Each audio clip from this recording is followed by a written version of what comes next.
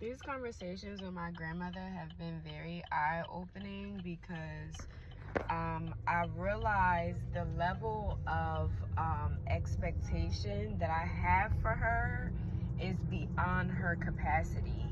And it's not as superficial or as surface level as she thought it would be.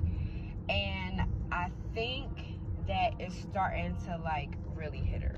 And I say this, right? Not even to put my family business out there. But I was having a conversation with my mom and my grandma because my dad died before I was born, right? My grandfather died before I was born as well. And then my great-grandfather died a little bit after I was born, right? So I'm having a conversation with my grandma, and I asked her, like, you know, after my grandfather died, he died when my mom was 14. I asked my grandma if she had gotten therapy for my sister, for my mom. You see how I'm about to call her sister, right? Because like she's my mom, but like you know how it is being in a black family, right? So I asked her, and she's like, you know, no, I didn't think about it. And not to say that she was deflecting or anything like that, but two things can be true at the same time.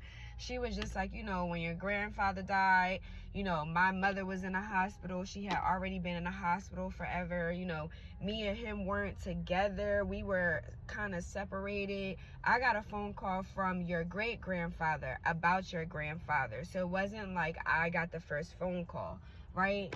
So here I go, right? Because not that I feel like it's my duty to be a curse breaker. I just kind of feel like I just am.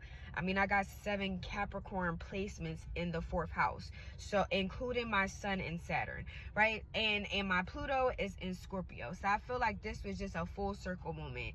So she's saying like, you know, she didn't get therapy for my mom because she was kind of going through a similar thing, right? So I said, you mean to tell me if you lost your dad, your baby dad, your grandmom, and then your grandfather, and like a 10-year span, that wouldn't rock your world? Because that's essentially what happened to my mom, right? And my grandma was like, yeah, you know, but I didn't think about that because I was sacrificed doing things, right? And it was the perfect opportunity. She set it up for me in the most perfect way. And I don't think that it would have been received well by anybody else other than me, right?